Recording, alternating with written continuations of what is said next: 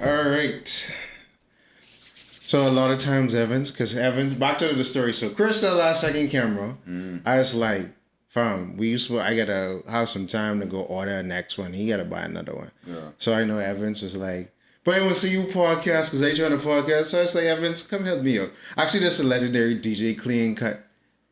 Oh. I'm in the presence of greatness. All right. Let me sit up. Let me sit up for right. Oh man, you can find him at the Monkey Bar all over the different but bars. I know exactly who this young lad is. Yeah. So he was like, yo, let me get to come in and watch you. I was like, all right, perfect. I know because we work together. I know he got cameras. So I was like, Evans and me get a camera through. Oh, but this literally is a very, very solid setup, bro. The 3 cam from each angle, can't beat it, bro. So, but part of the show, I just like the free balls sometimes. But do it, dog. Ain't no structure per se. Yeah, no, I have a structure. But part of the structure is the talk foolishness for 2. That's what I meant, structure-wise. Like, but naturally. Because I forget to add. I mean, we can talk about that. But we can talk about whatever, bro. Whatever you want to talk about, we can talk. All right. Evans, we ready to go? I've been shooting. All right. So welcome to another episode of Erryting Kool. This is actually Happy New Year. This probably comes out week after next or so because I got Reggie episode to do. Yeah. I like y'all record this, but I think I can title this month Filmmakers Month. We get you high Reggie, and then I got another superstar here. But we can get to him.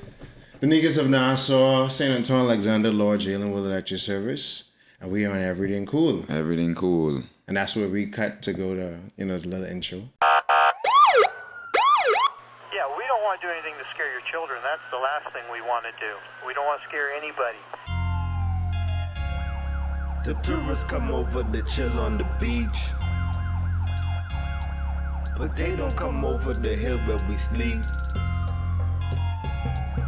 We got nightmares and they got fantasies. No sanity, it's just insanity. My mommy hoping nothing happens to me.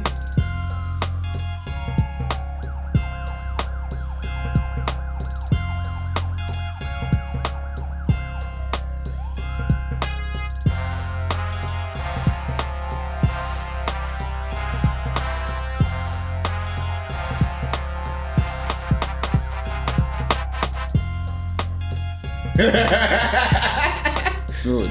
Whatever. No, wait. This your phone? Come get your phone. Before I start singing. No. That's what I say, bro. I don't cut nothing. I just be like, man, this is a part of the show, bro. Yeah. So, my guest for today, please introduce yourself. What's going on, y'all? It's your boy Kai Strachan. Model, actor, content creator, the whole shebang-a-lang. You know what I mean? 242 in the building. 242 in the building, yes, indeed. The crazy thing is about you is that you know how a lot of people run in the same circle, so you sort of know someone, or you just be like, okay, I know who that is, but because they affiliated with this person, that person, you just remember faces, but you don't really know too many people. But when I started really following you with because I think I had you on Facebook for over 10 years. Yeah, bro. But like when you started doing like the shorts, I was like, oh, I like the content you producing. So every time you post a short, I was like, oh, let me watch this. Oh, I gotta watch this. Yeah. Let me share it privately to my page and then come back and watch it again. But it's a pleasure to have you on today. It's a pleasure to be here, bro. Thanks for having me. Of course. Appreciate it. But before we start, we have a special segment on this show called the Bahamian word, phrase, or saying of the day. And we normally give that to our guests. Go ahead. Bless us with a phrase or a word? Phrase, saying, word, whatever. Just got to be Bahamian related or whatever. Then don't say boy or mother sick. Right. No. A bunch of terms. Phrase, definitely dog eat your lunch. Dog eat your lunch. Okay, what does that mean for our international audience? So, essentially, when something, I guess, like, not necessarily bad, but like, something happens to you and it's just like, wow, I didn't expect that. Right? Dog eat your lunch. Simple. Very, very simple. But at the same time, it could be a very, like, positive and negative connotation at the very same time in a very weird way. You know what I mean? Because sometimes it's good for the dog to eat your lunch because you wouldn't been in that situation that you had. So it's pros and cons. Pros and cons. Most definitely. Pros and cons. Dog eat your lunch. Dog eat your lunch. Like if you aren't ready and you aren't prepared for whatever you got going, but dog eat your lunch. You know That's what I true. mean? Because you always had that growing up, especially like when you was in school and you don't do your homework. And it's Dog like, eat, dog whereas eat I your think lunch, the dog bro. eat your lunch sort of transform into your white mash. Your wife mash. Like, you know. Well, essentially, the Americans or the international people like, oh, that sucks. That's the best way. That sucks. Dog eat your lunch. That sucks. Yeah, You know that what I sucks. mean? But at the same time, like I said, it could be a good thing and a bad thing. Though it's how you look at it, prospectively. You know what I mean? For real. So take us into the origin story of Kai. Because you're a man of the soil, man from, funky Nassau. Funky Nassau, island boy, straight off the roots. And obviously when you, because I experienced this when I was living abroad for a time. Like, you sort of don't realize what you got embedded with until you go around other people and it's like, oh, I see some similarities with other people from different cultures. Or I could see, okay, how I was brought up, I wouldn't do this like this. I would do it like this. Yeah. Or even if you see your fellow countrymen abroad, okay, yeah, that's how Bahamian dudes or Bahamian women do, So you start to see like how important culture is and how important teaching culture and how it impacts an individual. So, well, I mean, originally, growing up here was, a blessing, right? And, it wasn't really one of those places that really pushed as far as the entertainment industry. At least now. Now it's getting I mean, better. I think but- at that period of time, because Yeah. you had the 60s and 70s where it was like that cultural boom. Right. So it's like, by the time we came on the scene, it was somewhat like suppressed and mashed. Yeah, and, I think for us, at least, us 90 babies or 80s babies, Bahamian was probably like the pinnacle. the pinnacle as far as like influence wise. But needless to say, I mean, growing up here, I've always been like a character. Like I was always in trouble in school. I was always. Oh, what school you went to? I went to Kingsway, then I went to QC. What year you went to Kingsway?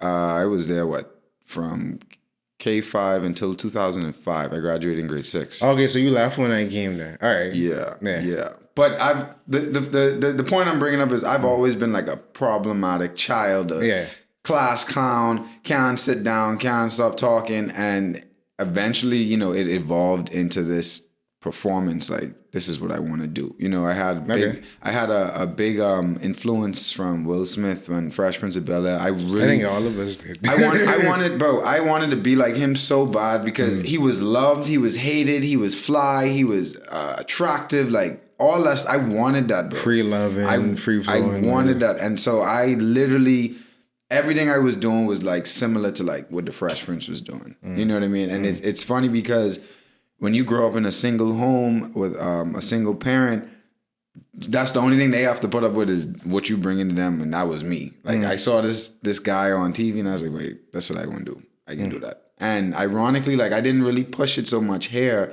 I didn't really have like a transition until I was like abroad, and I was like, man, I don't really know what I want to do, but I know I'm funny. I know I like to entertain people. I know I like to make people feel some type of way about certain things as far as like from an entertainment aspect. And since then, bro, like when I literally like focused on that, it's been smooth sailing. Because to me personally, it feels like a calling. You know what I mean? So when does this start? Like, because I think I read a post that you made maybe a month ago where you was telling the story about how you even got to LA. Yeah. So like, what college after graduating high school? Like, what college you went to? So I went to Penn State. Shout out to all my Nittany Lion fans out there. Y'all know how to go. I went to Penn State and I studied journalism. So my goal was to always like either be in front of the camera or be in front of a radio mic. Okay. I just wanted to talk. I just wanted to entertain. And at the time, like a lot of people was like, bro, you funny, I mean, I knew that. But like, when people like, but you're really funny, like, And so once I graduated, I really didn't have any opportunities with a journalism degree. And, you know, not saying like it was anybody else's fault but myself. I probably could have pushed myself more, done a lot more internships, but I wasn't able to find a job. So I went to California for like a week to visit a friend to figure out like where I wanted to be, what I wanted to do. And once I landed in California, bro, it felt like home in a sense of the sun, the vibes, the people, the atmosphere. Like I knew I just wanted to be there. So I literally, once I graduated, I packed up my stuff, came home, rejuvenated, and then I moved to LA, and it was just like I figured it out day by day. So was it more about the ambience of LA, or you more saying it's like the climate? Because I can see. I think it was both. Okay. I think it was both, but I looked at it from like a opportunity aspect. I was like, LA is the place you want to be as far as from what I was seeing, like as an actor, as a creator, so on and so forth. And I was like, I need to be here. Like I could be in New York. I could do that. You could be in Atlanta. I could be in Atlanta, but LA, like I need to go to the hub. Like I need to go like where it's harder than most places, most cities, so on and so forth. Yeah, because LA has this culture where even, you know, I've watched a lot of things. I've never been personally, but you always say, I heard stories from a lot of my professors and people that have been there. Like you even have like, let's say a bartender or a waiter trying to be an actor. Everybody is trying to do something, make it big. Like the Uber drivers, the bartenders, you have people working 9 to 5 and doing this thing on the side. I have a lot of friends that actually have jobs and be like, this is what I'm doing on the side until opportunity presents itself. Yeah, because I think people don't really understand the life of a working actor. And it's hard. It's really hard. Most people don't get a solid big break until like their mid-30s into 40s. Yeah. You know? Yeah. The rarity where you becoming this big superstar in your 20s is vastly rare. It's very, very rare. So, it can happen. And shout out to everybody that, you know, it happened for, but like it's, like you said, it's very, very rare, bro. Yeah. So, you know, coming to LA, how did you sort of transition? Because where exactly is Penn State? So Penn State's in Pennsylvania. It's in State College, Pennsylvania, the middle of Pennsylvania, the middle of nowhere. I mean, State College is mainly known for Penn State, like the college itself. You know what I'm saying? So yeah, that's literally where it is, in the middle of Pennsylvania. So how was it sort of, because based on what you're saying, I could understand the whole freedom coming from like a college town to like the big Mecca city where anything could possibly happen. But how was like that transition for you? Just like, you know, switching mentalities, which obviously you've been at Penn State for 4 years, to now you here on the big stage with the bright lights. I think honestly, bro, the transition was smooth, bro. I think like anybody from, first of all, any Caribbean person that is in America knows the grind. Regardless of your status, like if you're American Bahamian or if you're just a Bahamian, you know you have to grind. So like me going to LA was just more of all right, this is another challenge that I have to do because I know it's more of a grind, bro. Like this is a big city. You either swim or you drown. And essentially I want to swim. I can't drown. You know what I mean? Like I have coming back home, I have people like looking up to me, you know, family supporting me. It's just like you have to go there with a mentality where it's just like, dog, you got to be great or you don't. Yeah. Very, very simple. Because what I was spoken with a lot of Bahamians that, you know, overall, you know, Caribbean people, international people, when they go to the U.S., we talk about this Messiah complex to where when you leave, you know, but I have to make it. You have to. Like, you know, or like, you know, that's why like a lot of times you see a lot of Caribbean folk, the African folk, like laser focused, like, hey, I ain't got time to play because I know if I bust, everybody back home straight. Right. Or whatever. If I get straight, like, you know, and sometimes some people, oftentimes when I used to tell a lot of my American friends that, they would be like, that's a lot of pressure. But I'm like, all of us get that pressure because that's what we come over here for, like to make it bro. To where, okay, we can start, you know, do a couple things for ourselves and then we look back and we bring other people on board. Yeah. But a lot of times we sort of, even though if you look at it, I had to look at it from a wide point of view to be like, okay, yeah, this is a lot of pressure, but we sort of readily accept that. Like, what's your take on that? I mean, we do regularly accept it, but that's all we know, bro. Like, if you think about it, any Caribbean person, I feel like could agree with this. But if we're gonna focus upon, let's just say we're talking about the Bahamas, bro. We know the opportunity here, at least when we were growing up, wasn't as much, right? So once we get to America, we just know that, dog, we have to just keep going. We have to figure it out. We have to find a way. Like, it's literally make or break. Like, you can't lose. Like, you know, you have to, you get to America. That's the goal. The goal is, all right, I go into foreign, right? And I can make something happen. Once you get in foreign, that's on you. But you literally have to sit there and like make this thing work regardless of the situation. So to answer your question, I think the mentality, especially as someone from the islands, is like literally just work. Just can't stop, won't stop, just working until you obtain the goals that you want. Because what else are we gonna do? That's true. And I was telling a couple other people, I was like, I think that's why most of the times when you see people have to come back home, they go through that whole like it's a heartbreak, depression. yeah, bro. Because it's like, flip, I failed. I mean, essentially, I don't want to say like that, but yeah, essentially that's what it is. They come back home and they failed at that point in time. You know what I mean? And you got to restart and figure it out again. And like, how could I get back, or how could I situate myself? Yeah, things work. And I think I went through it and it was like, I failed. And now it's like, okay, how I could, pivot the situation and try to figure it out. And I think now is easier to do because we have, things like the internet. Oh, yeah. It's way better, bro. Yeah. Way better. Because like when we was growing up, I mean, dog, like I remember dial-up internet. I remember like the Nokia cell phones. Like I just remember being so like late on technology because we in islands and stuff like that. But now, bro, I think the opportunity is so great for like any content creator, anybody doing anything, bro. Like even if you're an accountant and you still want to post some stuff, like the internet right now is it's a great equalizer. It's heaven. Yeah. Because I always say, even though I live in the Bahamas, I ain't nothing for me to go buy a plane ticket and just go where I need to go.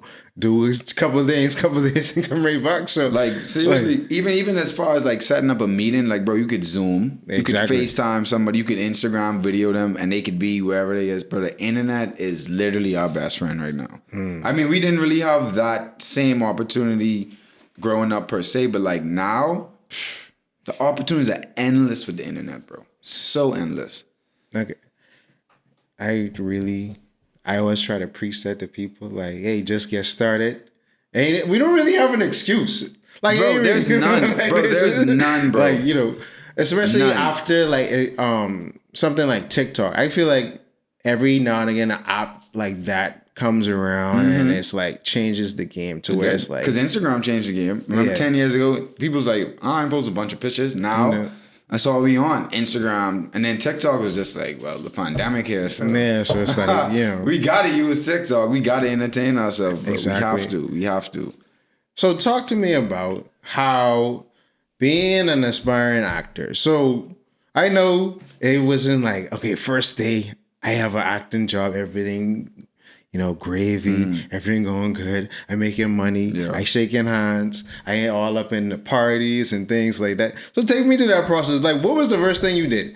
Because I know you possibly, I don't know, maybe you got on fairly easily. No. All right. No.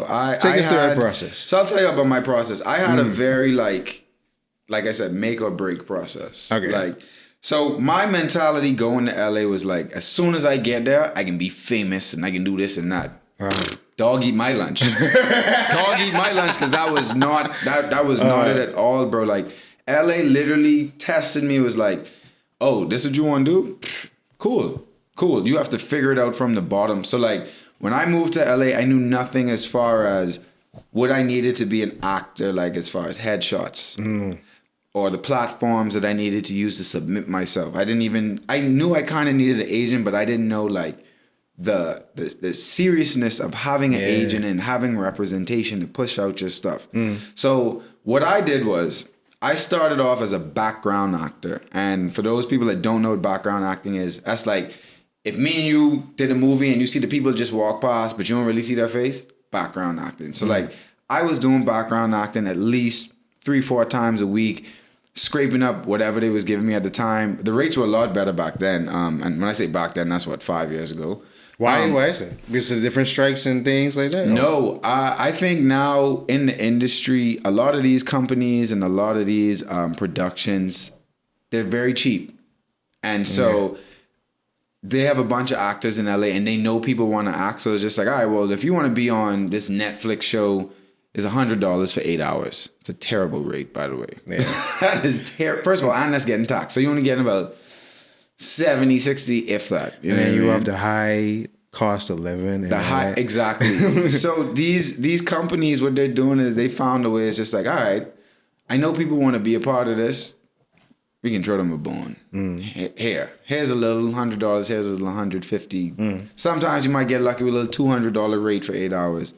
But essentially, yeah. So I started off as a background actor, and what I had to do was everybody that I met who was an aspiring actor, I said, hey man, I just moved here, blah, blah, blah, blah, blah. Like, what do you do? Like, how do you go about this? And so that's how I got the game of headshots. You need this platform. You need to do this. You need to do that. You need a resume. You need a reel.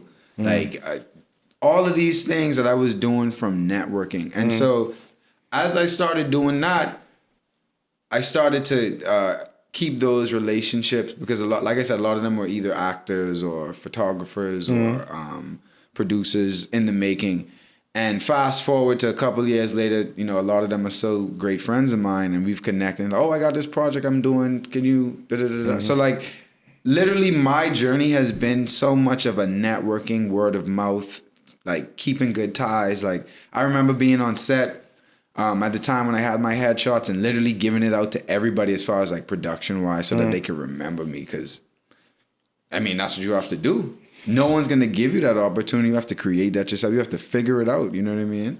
Yeah, because people, and that's something I learned while living in Atlanta, the power of networking. It's crazy. Like just having simple conversations with people and not really trying to be cloud chasey or being an opportunist, but just building genuine bonds to where, right. Well, that's the thing. The thing is, when it comes to the networking, I think a lot of people fail at the standpoint, going off of your point of the genuinism of it. You know what I mean? A lot of people are like, all right, I see this person on set. I know this would be a great opportunity for me. Let me just press the issue straight up. Versus being genuine, be like, hey, I'm so and so. Where are you from? Asking about them, what they doing, like just sparking their interest, like just being genuine. A lot of people fail at that. And like that's the downfall when it comes to the networking aspect. Because most people would probably meet somebody that has some sort of influence and just be like, yeah, man, what you could do for me? Yeah. Versus just ask a question, just, pick their brain, like, you know what I mean? If things are natural, it's gonna work itself out. You know what I mean? But at the same time, it sounds contradictory, but like sometimes you still got to be a bully and be like, hey, this is me. What you could do for me to a certain degree. You know what I mean? I think it's a way you could go about it. Or whatever, Correct. Like, it's like your tone, it's how you speak, your approach. But yeah, man, networking is very, very key, especially when it comes to the industry. 98% of my opportunities have been because of, network, word of mouth. You know what I mean? There was this guy, his name is Andrew. He has this company, some dude named Devs. And we linked up off of Instagram. And he was a photographer, right? And, we did it for the free, the collab, all that stuff.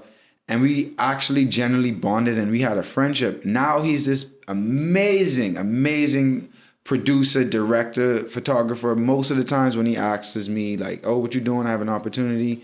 It's because of him. My first Nike campaign and Puma campaign was because of him. But because of that connection of word of mouth, like, you know what I mean? Like, yeah. Yeah, like because as you saying that reminds me of a conversation I had with one of my brethren, like my old college roommate. Like I think he was working on a Netflix show at that point, and he was trying to, I guess because he started writing, he wanted to get like cool with the directors, and I used to tell him, I was like, bro, it'd be better for you to sort of get cool with the people around the director versus going directly. For sure. Because when you build a relationship with not just the person that you're trying to go to, but the people around it sort of festers more goodwill, and then you being more good gracious. The PAs, the DP, the ADP, whoever, bro. The trash man, like dog. It's literally about the because people be quick to, part of the 48 laws is don't be in an ivory tower, because people quick to like hate and try to like sabotage you. But if you just be genuine and upfront with everybody and be respectful of everybody, it always can come back to you. It always can come back, and dog ain't eat your lunch. Dog ain't eat your lunch, you know what I mean? Yeah, no, that's literally it. That's literally it. So pivoting a little bit. So when I started seeing you, started shooting your own shorts, I was like, I know what he's doing. I was like, okay, he probably getting the gigs, but he still need to bolster that reel. And what I learned in film school, a lot of up and coming actors, Billy Reel is just hopping on this project, hopping on that project, just getting as much work in as possible, because it helps with you perfecting your craft, but also it helps you build a catalog to sit. So when it comes to auditions, it helps to show the casting director your different ranges, the different rules. Like, they have an idea. Okay. Yeah. So talk to me about that process. Like, so that process was essentially like, all right, so I am an actor, right? But at the time I was an actor who was just like, I need an opportunity, right? I mean, I want the audition. I want to be in front of these big producers, casting directors, but I'm not getting it, right? So ironically, and this is one of the blessings from the pandemic. The pandemic shut down everything, the world. And I was like, well, what can I do?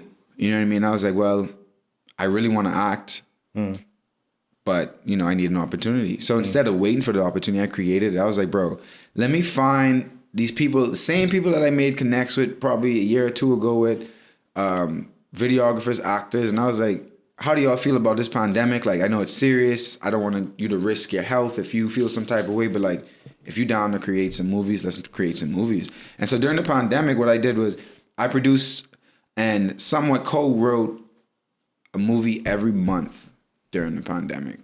That was every month? Yeah. You was putting them out every month? Every month. I felt like, I know it was a lot, and I watched a lot. Yeah. But it felt like, wow, that's amazing. My goal was to make a film once a month. And like you said, like having that catalog, but I was more so on the mindset of I need to create my opportunity instead of waiting for an opportunity. So when I have these meetings and I have these conversations with whoever, oh, well, what have you done? What? Oh, well, I need this and that. All right, here, see that. What else did you want? Like, you know what I mean? It's right there. So as an actor, like it that journey isn't the most fun or isn't the most pleasurable, but at the same time, like to me, it's the opportunity that made the most sense at the time. It's like you could sit there and manifest all you want and thrive, but if you ain't doing nothing, then what? It's kind of like you set a goal. You be like, man, I want to go to the gym and be swole. Okay, great. First step, done. But are you in the gym every day obtaining that goal? And so the same thing I applied to as an actor, like I want to be on the big screen, make my own fucking movie. You know what I mean? Make my own short films. Why not? Get people going, get people like, oh, I didn't even know you was doing that, dog. Yeah, bro. This is what I doing. Here. So that whole transition of, waiting for the opportunity, it sucks, but like I just was locked in and I was like, dog, I just need to make content, bro. You know what I mean? Yeah. Because my thing is like when it comes to support, I wasn't really worried about the support, because I doing this for me. If people like it, they like it. If they don't, they don't. Cool. Regardless though, I promise you I have a movie out. That's what I'm doing because that's what I want to be. I want to be an actor, so here's my movie. You know what I mean? The support is going to come. And I feel like a lot of people fail at realizing that you don't need support like right away. Obviously your family and friends, but like if you start thinking like, man, well, ain't nobody can support me. Ain't nobody can support my brand. Ain't nobody can buy this from me. You start thinking like that, then you start living for people. You don't living for yourself. Because if you just did it, the support can come regardless. And that was my whole mindset, like doing my short films. why not? Yeah, I think that's the mindset of a true winner because it's You like, know? but sometimes you have to put yourself in a space to where when you don't see it happening, you have to start creating that magic and that energy. And then once you start it, then people start taking notice and it just adds to the part. And now when you have certain things on autopilot, now you're just getting work left, right, and center because of the hard work, sweat, and tears that you already initially put in. And it's not an easy process, you know. Like you course. said, like you Yeah. have to be like mentally stable to do or think like that. But once you start thinking like I need to do what I need to do for me, bro, the opportunities are endless, and that's not even just from the entertainment industry. That's just life, bro. Like, you know. that's imperative to life, bro. Like Yeah. what? You start thinking about I need to better myself, and I need to focus on me. Everything can fall for you. Everything. Domino effect. I promise you. So anybody listening, focus on yourself. You know, as Focus. cliche as that sounds, but you really have to, bro. You have to. I think that's when a lot of people's lives turn around. Like when you started really getting into yourself and honing it, all your skills, honing your body, your spirit, your mind, and making everything sharp as possible, and started going after your goals. That's when everything really, you know, the breakthrough happens. It changes, bro. It Yeah. changes your whole mental. It's crazy. Yeah. Mind over matter, bro. Our minds are so strong, we don't even realize it like majority of the time. You know what I mean? Like I want to use this gym reference. It's like you go to the gym and you want to, let's just say, bench press or like squat a certain weight. You psych yourself out and say, I can't do this. You ain't gonna do it. But if you go in there and be like, but I got this, but even if it's one rep, you still did it. You know what I mean? The mentality of I got this. You know, it's like the Kobe Bryant mentality. Mamba, bro, you have to be a killer regardless of whatever you do every day. Mamba mentality. I actually have that tatted on me, so yeah. You know what I mean? So take me through the process. You did a film a month. Whether it's a feature film or a short film, just creating film is a lot of work. Yeah. So tell me, from how did you even get inspired? What inspired you to write? So you did a film a month, so that's 12 scripts. Yep. So what inspired, like, did you write the scripts first? So I co-wrote a lot of them. Okay. I won't sit there and say that I wrote them all myself. I had help from several different friends. You know, my homie Shaq, my boy Jason, Andrew, all type of people that I collabed with. And my thing was, I can't do it on my own, right? I could think this is the greatest idea in the world, but I need somebody else's opinion because I need someone to think from a spectator standpoint, a friend standpoint, and just a very unbiased standpoint. So we collabed, and my goal was to, like, you know what? I can make these films and I just could leave people hanging. It's called cliffhangers. So all of my films that I produce, they just end with no actual meaning. And the point is like, why? Think about it. A lot of the films that we watch, they have a meaning, they have an end, they have a part like a two. resolution. No. Yeah. Why not do something different where it's weird? Not a sick dread. This was solid, but I want to see more. Nah. You gotta see the next one or next movie that has nothing to do with the previous movie that you saw. So my whole thing was like, how could I stand out in this film industry? Because I'm not the only person trying to make short films, features, so on and so forth, respectfully. But I want to make sure I stand out and be very, very different. Like, wow, you did this film and it just ended like that. I wanted more. Sorry. Sorry. As weird as it is, sorry. I mean, probably because I work in the industry and go out to school. It's like, I just enjoy things for it is. Okay, that's dope. Like, one of my faves was, I think, the one where you was like the sweetheart. And it was like, I meet up with this dude, and then you didn't know that was his wife or whatever. Yeah. Oh, man. So typically, how long does it take you to actually, because obviously if you're trying to do a film a month, and obviously you may be working a job and doing other things, like, How long does it take? yeah, for shooting and editing. 2 weeks. Okay, so all right, So like, for example, I'll come up with the idea, collab with who I need to collab as far as like co-writer. I would do the casting. And the casting wasn't like, oh, you have to audition. My casting was based off the strength, knowing like I know this person's an actor. I trust and believe them. Here's an opportunity for us all. You know what I mean? So it'll be like, all right, I'm doing this. Are you available? We probably shoot an entire movie in about 4 hours, 4 to 6 hours. Okay. Turnover time with editing all of that 2 weeks. Okay. About 2 weeks. Very, very quick. And that sounds super efficient. Well, because the thing is, like, and don't get me wrong, as a creator, like, you know, when you think about producing a movie, it could be tedious and it could be expensive to a certain degree. But at the same time, it doesn't have to be if you just figure out, you know, useful resources. Like, so a lot of the times when we shot in that 4 to 6 hour day, we did 2 locations, but it was based upon like, all right, well, we need a house scene, let's use the apartment. We need a park scene, let's just go outside to the public.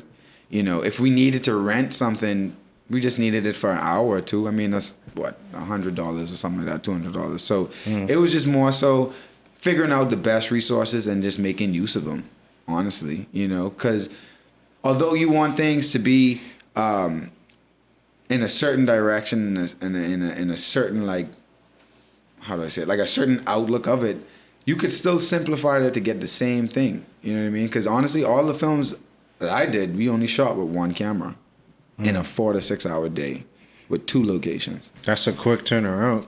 Like, you know, because I think a lot of people, especially for the indie part, and how you've seen in some cases where a lot of content creators, like, for example, because I was watching their stuff the other day, like RDC World, like, you know, they made this whole like anime house. They're amazing, bro. They're so amazing. So bro. like, it's like people trying to figure out, okay, we need to make quick content, but we need to make it as good, and for it to look good, sound good, but we need to do it quick. So everybody trying to figure out, okay, even me, I'd be like, okay, when I write something, I'm like, all right, I need all this fluff. Right. We just need to get the point across, like quick. But that 4 to 6 hour, that's quick for, especially from what I've seen so far. Oh, everything I watch, I was like, I could be like, okay, this made me take a date, or maybe 2 days. 4 or 6 hours, bro. That's impressive. I personally, my films, I've never gone over a day shooting. It's just been 1 day shoot. That's 4 impressive. to 6 hours. Y'all need to check out here. 4 to 6 hours, bro. Because another thing too, like the way I set up my short films is like, all right, realistically, you want to tell a story, right?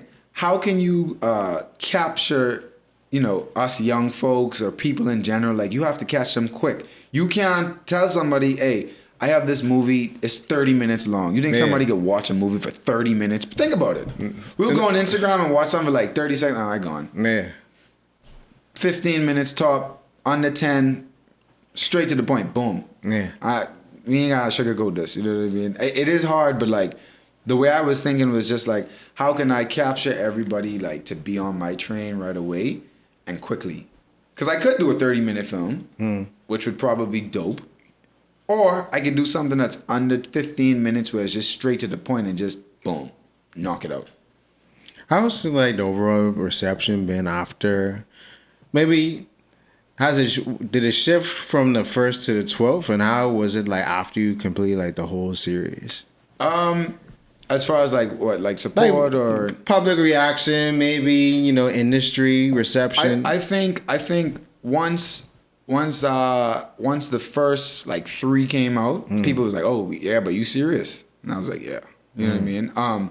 But it was actually very inspiring and very motivating to hear. Like, people be like, yo, I see you doing your thing. Like, you've inspired me to create my own film, or you've inspired me to do such and such. And it's just like, wow, the power of the internet. Now that I think about it, you probably did inspire me to start doing my Homie Hero sketches. Shoots, I appreciate it, bro. Like, I mean, because when these came out, 2020?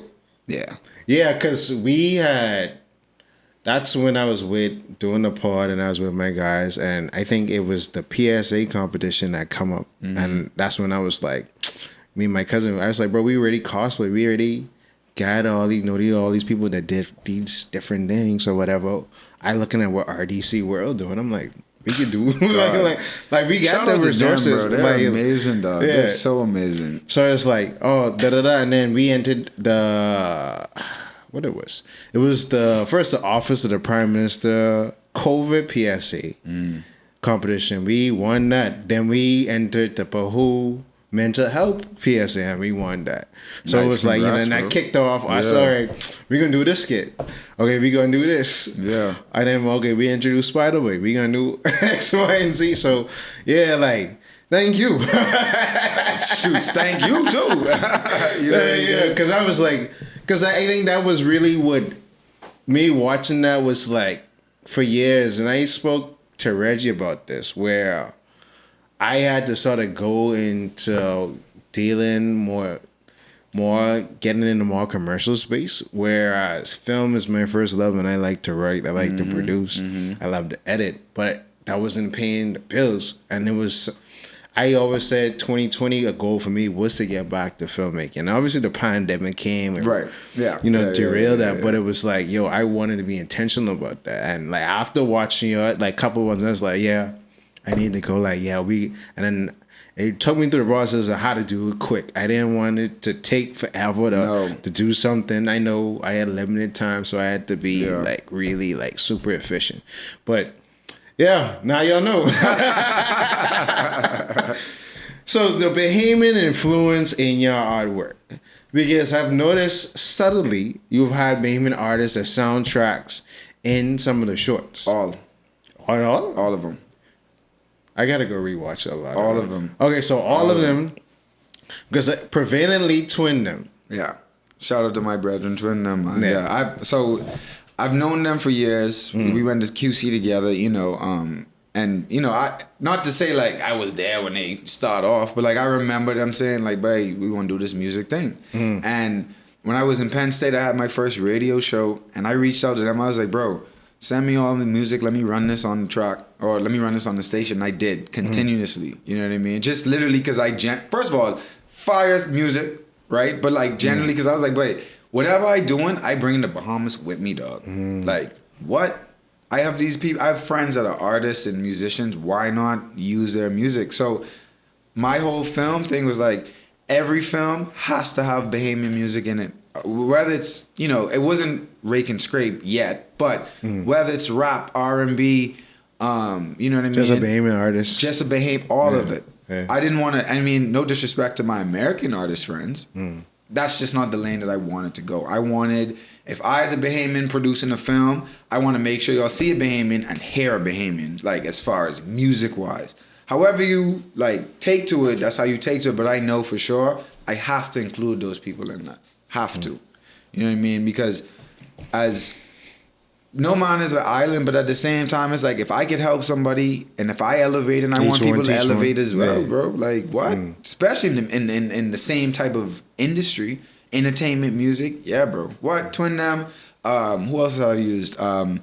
Ice P, Toya. She changed her rap name a couple times. I think he goes by Mabai now. Mabai. Yeah. Mabai. Yeah. Like I used her music as well. Me and her are very, very long-term friends as well. But it was just on the same tip. Like I've been watching y'all. I've been supporting y'all for sure. Yeah. Generically. But now that I have this platform, let's do this together.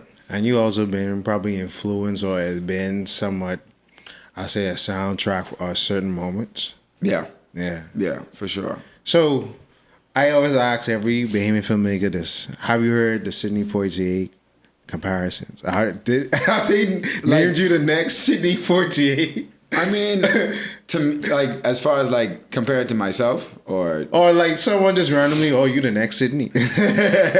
honestly, no. I haven't heard it, at least not yet. But I think once I hear it, I feel like I know I'll be on the right path. Yeah, because they typically love to throw that, like, if you were Bahamian doing film, you're the next Sydney. Like, automatically. Yeah. Like, Well, ironically, though, a lot of people don't know that Sidney Poitier was a Bahamian. That's what I found out, yeah. Because you'll have a lot, at least what I've been learning, a lot of my American friends, they'll be like, this is the first African-American black person to win an Oscar, right? Okay, true. But you know that he from Cat Island, you know. He's from the Bahamas, bro. Like Yeah. a lot of people don't know that. And I like when I used to post about it, they'd be like, "He's Bahamian?" Yeah. Yeah. What? Yes, bro. He's straight from the islands. He ain't from Nassau. He from Cat Island, bro. Yeah. So I haven't gotten it yet, but soon though. Soon. You know, I'm waiting for it. So, because I was watching it, and I like whilst I watched it, I might be like, I wonder how your American audience sort of do they ask about the different artists, or do they be like, okay, like this sounds different? Because you know, artists like Twin them actually use their dialect when they perform their music. Yeah. So sometimes people might be like, okay, that sounds different, or it's just so subtle that no one really like pays attention. No, I think it's funny. This director that I know from Florida who used to live in LA, I put him onto their music like doing the films. He used to co-write with me as well. And when he was doing his own things, he actually put their music in his stuff, like the whole album. I was like, I was like, all right, I respect that. Yeah, bro, like that's amazing. So the feedback has been good. I think through time, bro, it's just gonna continue to get better. Like the more films, the more content, people start like these people again. Okay, I like this, or like you know, however. But through time, it's gonna get better. Cause I mean, I'm not gonna stop as far as when I'm doing my own films. I just feel like I can continue to elevate more Bahamian artists. Like, and I have no problem reaching out to people that I don't even know. Hey, I like your music. Can I use it?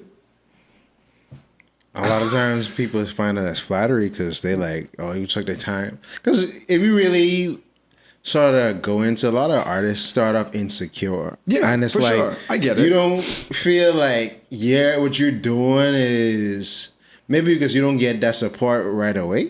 You don't feel like anybody paying you any attention. And so you sort of creating this vacuum because this is something that you love to do. Yeah. And then when someone acknowledges you, you sort of get taken back, even though you might be, you know, in some regards braggadocious in your music. You ain't thinking, you just saying that because that's how what's in your spirit and you let it out. But then when someone acknowledges it, it's like, oh wow, I didn't expect this or I didn't expect that.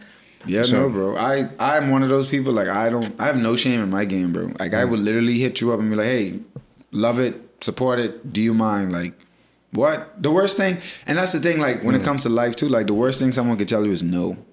So That's why not true. ask? Like that's literally the worst thing anybody people can hate tell you, rejection bro. so much. Rejection sucks. Yeah. It's terrible, bro. You just got to get used to it. Bro, yes, but at the same time, it's like you have one life to live, right? And not to sound cliche and all deep and spiritual, but it's like if you don't ask, you won't receive. If you don't hunt, you don't eat. True.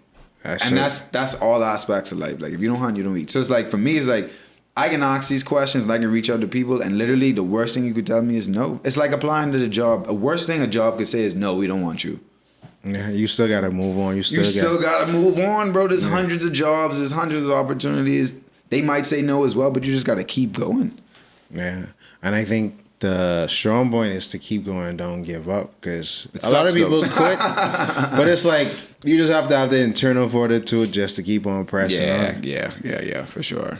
So speaking of pressing on, what is your reception? Because I started to take notice of this, I would say in the past 5 to 7 years, like how a lot of Bahamians who grew up around our time are now rising to prominence in different industries. Yeah. And now and we're all aware of it because not only we grew up with each other, but you know, you have all the people on social media. So you have people like Mr. Lauren, who's the lawyer in NYC, or you have Also went to school with us. Shout out to Yemi. Yeah. yeah, that's crazy. Or you know, you have my godbrother Jamie Bruce. Yep. Like you know, he was Amazing a photographer. Yeah, you know, One of the after best me. photographers. Or you will have someone. I was just talking about Andre Musgrove, who is this big time diver. My brother was talking. He's like, bro, you know, he international. It's like, bro, he more than international, bro. Yeah. Like he ain't just. Or he getting filmed because they in the Bahamas. Like he flies out and he dives in other oceans in the world. Yeah, so bro. Shout out to you him know, as well. and all these people, you know, because we come from a small place, you know, people, family, you see them grow up, and then it's like, wow, okay.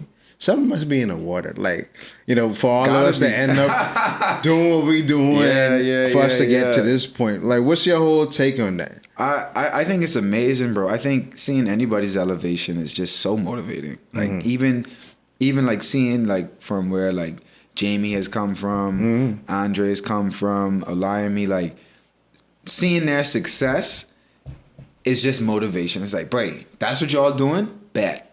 I need to do better.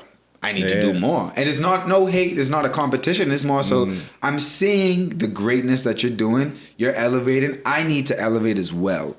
However that, fits in prospective careers. But I think it's amazing, bro. Like, I love seeing anybody's success, especially Bahamians. Yeah. Bro, something like that is like, that's give me good anxiety because it's like, bro, like, wow, we really on the map doing things, dog. Yeah, and it's not just, solely in the U.S. You have in Canada, you have in the U.K. Like, Asia, all over the world, dog. Like, so it's a global type of thing. And something I always try to do is, why do this podcast and do all my other platforms is I'm trying to connect it all together. Yeah. Because I think with movements, that's how you make the whole situation better. Like, you don't have to feel like how we felt coming up to where we just dreaming about these things. We ain't know nobody who could be this or be that or whatever until we get in and we look around and it's like, okay, it's just a bunch of kids that became adults that ran off their dreams and attained it. Yeah. So I think now what's different from this generation than previous generations, okay, we have the internet. We can connect. We could support each other, move together, and make it big so it'd be easier for the ones that come behind us. Yeah, bro. So speaking on that, how do you somewhat, I guess, use the Bahamian experience and influence to how you take on professional jobs or, how you use that in your craft, per se? I always look at myself as, I think I'm great. I know that. I know, great things are going to happen. But I always look at the bottom because I don't want to get comfortable. Like, I want to keep grinding. Like, it's kind of like you become a millionaire, but you still keep going and you live your lifestyle like you broke. That's the same thing that I apply being from the Bahamas, being in America, trying to chase this dream of the entertainment industry, actor, model, content creator. I had the bottom. Although my accolades speak for themselves, respectfully, right? Campaign. I want to ask you now if you can't hook me up with some Nikes or Pumas. That's small things, bro. That's small things, bro. Yeah, of course. But I mean, that's just how I think, bro. Like, I think that, all right, I still at the bottom, dog. Like, I never want to get comfortable. I never want to like think that, oh, I'm so high and mighty. No. I mean, I'm sure I'm doing high and mighty things, but like my mindset is like, you still gotta grind. Like, this your first day, bro. Like, this is your first opportunity. I think about it. This is my first day in California, in LA, as a background actor, at the bottom. That's how I think. Like, you never want, and I say that to anybody that's listening for whatever career, bro. You always want to keep that same mentality of like, yeah, you're doing great things. You deserve the applause, the pats on your back. But every day, bro, you have to grind like you ain't get nothing. Like, you got to grind like no one's giving you this opportunity. You have nothing at all. Nothing at all. Because once you start to do that, you start to like, you usually don't get comfortable and you just keep going. It's like, all right, well, I just did this great thing. What's next? Well, you thinking about someone who's at the bottom of the day one. They can keep going until they get to that goal. So it's the same thing. Although you're achieving these certain things, you just got to keep going every day. So that's how I think. Wise words from a wise man. Seriously, vibe. So what projects you working on currently? Currently, right now, I'm still auditioning for a lot of different things. Right now, I'm going to be producing a horror film. Okay. That'll be coming out pretty soon. Not too sure when I want it to come out. Obviously, I'm not waiting until October. But yeah, because I was just gonna say, like, you about to just like nah produce it and can it and then roll it out. It's gonna. I'm going back on the whole like creating more movies at least once a month again. Okay. And so I want to get into the horror side, because it's like, yeah, I've done the drama, I've done the comedy, I've done the action, but like, how can I create something indifferently, like scary wise, you know, just to give another thing to the catalog. So that's what I'm currently working on top of everyday content creating, you know, doing my reels. Yeah, because you actually, I about the T-Fan idea. Real, you did. Do it, bro. Do it, dog. The whole, because you did the Dexter's Laboratory, but you had Future in the screen, and I started re-watching that show recently, and I was like, man, I gonna put a Dexter costume together. You have to do it, bro. I have for it. I have for it. Yeah, I can put that in my mind. Because a lot of the old cartoons we used to watch, bro, they are hilarious. You watch them today. Bro, they have a lot of different subliminal messages that are so funny as an adult. You're like, wait, that's what y'all was saying? Like, what? Yeah, that's hilarious, dog. But, so, because you bring up the modeling thing. So, is the modeling helping with the acting, or just, you know, helping you to somewhat have like a financial back end so you can pursue the content? It's both. Okay. I think being a model and an actor, they correlate. So like, obviously in front of a camera, like you gotta, in a sense, when you model, you're like somebody else to a certain degree. Same thing with acting. So for me, yeah, I mean, it has been helping financially, but at the same time, like, I just think that they both are the same. So like, my modeling is me acting, and my acting is me modeling, if that makes any sense. You know what I'm saying? That's how I think about it. Okay. And especially like, you know, not to sit there and say like, oh, I'm never nervous, but like, you know, sometimes I have jitters and stuff like that. But yeah, they both. So your same agent who was, obviously you spoke about getting an agent. So the same you have the same agent for your acting stuff as well as your model? No. So the way the acting thing, or way the industry works is you can have, or most people have like a commercial agent, or they'll have a manager, and then they'll have a theatrical agent, or they'll just have a manager who does all of those things. Me currently, I just have a commercial agent working on the theatrical agent side. It's gonna happen. I mean, I'm signed theatrically here with CMM, which is great. Opportunities have been there. Yeah, was I seeing you flew in to do? Was it Goombay Kids? Yeah, okay. Which should be coming out sometime this year. It's gonna be on Amazon Prime. Shout out to CMM and Goombay Kids. But so like, my home agency is CMM, as far like my mother agency. But theatrically in the States, I'm not represented. But I've been just creating my own opportunities and figuring it out myself, self-submitting. Like I said, like, I'm still auditioning. A lot of auditions that I have had, like Tyler Perry shows, Netflix shows, Hulu shows, I've submitted for myself. But the goal, and what's going to happen this year, is to, you know, obviously obtain a manager and a theatrical agent as far as in the States, because it just elevates you to another level.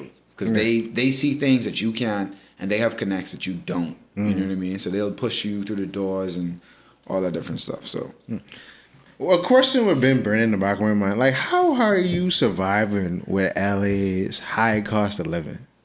Like, how do you manage that? Because I always used to say, but like, coming from, by the grace of God,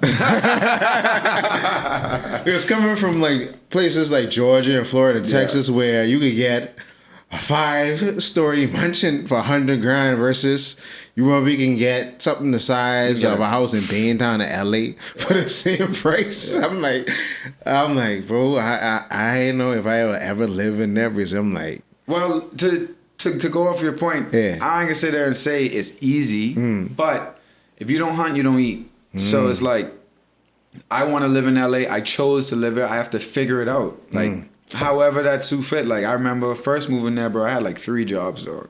Like, no cap. Like, I was literally working, like, nonstop.